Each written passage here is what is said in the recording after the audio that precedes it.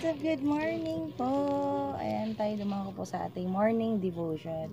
At sa umagang ito, ang ating itatopic po ay makikita natin sa talataan ng mga Filipos, sa aklat ng Filipos 4:6. Sabayan niyo po ako. Ang sabi po dito ay huwag kayong mabalisa tungkol sa anumang bagay, sa halip sa lahat ng bagay na sa lahat ng pagkakataon ay pagkatiwala ninyo sa Diyos ang inyong mga kahilingan sa magitan ng panalangin na may pasasalamat. Yan, bago po tayo mag-start, tayo po humingi ng wisdom sa ating Panginoon. Dakilang Diyos, banal at makapangyarihan sa lahat. Maraming salamat po sa umaga ito na pinagkaloob mo sa amin ang buhay at kalakasan. Dakilang Diyos, amin po hiniling sa iyo na bago po kami magsimulang magbulay-bulay ng iyong mga salita, pagpalain po naman kami at patawarin na aming mga nagawang pagkakasala, Panginoon, at pakalinisin mo aming mga puso, Panginoon, upang maging karapat-dapat po kami sa pagbulay-bulay namin sa iyong mga salita. Na ang banal, pangunahan na po kami, bigyan na po ako ng knowledge and wisdom na galing sa iyo, Panginoon Diyos, at ang maging pagpapala po ako sa iba, Panginoon. Salamat po, Lord. All these things I pray with thanksgiving in the mighty name of your Son, Jesus Christ, with the help of the Holy Spirit. Amen. Ayan. Sa ating pagbubulay-bulay, mga kapatid, di ba normal lang naman sa isang tao na mag-alala, lalo na kung maraming mga bagay na hindi natin kontrolado. May mga bagay na hindi natin nalalaman kung paano natin lulusutan. Ngunit bilang mga anak ng Diyos, tayo inuutosang huwag mabalisa. Ang huwag po, ang salitang huwag ay utos po, no? Huwag ibig sabihin huwag mong gagawin, no? Ito ay inutos sa atin ng Panginoon na huwag tayong mabalisa. Hindi dahil hindi totoo ang problema, totoo po ang problema. At kundi dahil may Diyos tayong maaasahan. Sa halip na magpakaubos sa pag-aalala, tayo na niyahang manalangin. Ibigay natin sa Diyos ang ating mga problema, alalahanin at pangangailangan. Ngunit sa ating panalangin, sinabi rin niya na magpasalamat tayo. Diba? Syempre, pag hindi lang naman pa tayo humingi ng humingi, kung hindi in-encourage tayo ng ating Panginoon, itatapik natin, tatakal natin niya about sa pagpapasalamat sa ating Panginoon. Yan. So, sabi po dito, sinabi rin niya na magpasalamat tayo. Bakit mahalaga ang pagpapasalamat? Kahit may pinagdaraanan, dahil binago nito ang ating puso. Pinapaalala nito sa atin kung gaano kadakila ang Diyos noon, ngayon at sa hinaharap. Kapag magpasalamat tayo sa gitna ng unos, pinapahayag natin na Panginoon, mas pinili kong magtiwala sa iyo kaysa aking takot.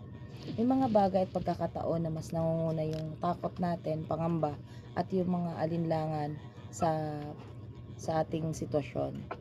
So, inuutosan tayo ng Lord na tayo ay magpasalamat sa Kanya. Huwag tayong mabalisa at pag tayo nanalangin, magpapasalamat po tayo sa Kanya. At sa ating pananalig, ang Diyos ay siyang magbibigay sa atin ng kapayapaang hindi natin maipaliwanag o hindi natin kayang ipaliwanag. Mababasa po yun sa Filipos 4:7. Sabi po doon,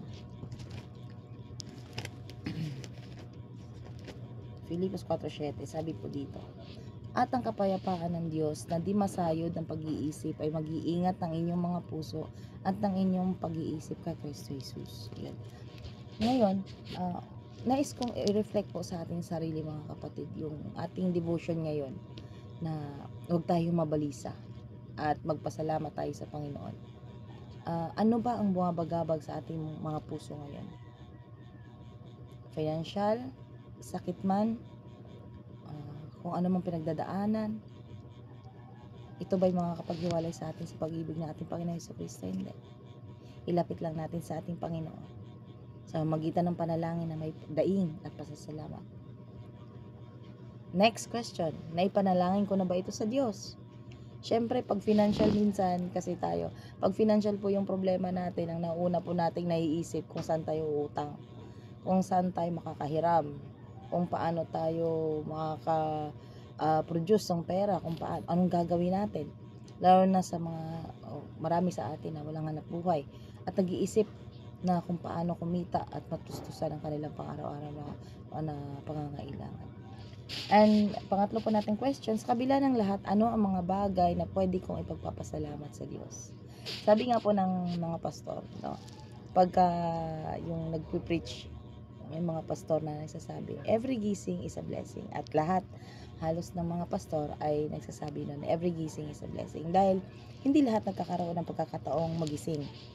Na mapalad tayo dahil binigyan tayo ng pagkakataon na magising at yun ay isang malaking bagay na ipagpapasalamat natin sa Panginoon, di ba? Kasi mga oras na ito, nais kong i-drop ninyo dyan sa comment section kung ano po ang inyong mga panalangin, daing, pasasalamat, prayer request, at thanksgiving po natin para po ating maipanalangin. Maraming salamat po and may God bless you all. Good morning and ang oras po natin ngayon ay 6:00 ng umaga. God bless you.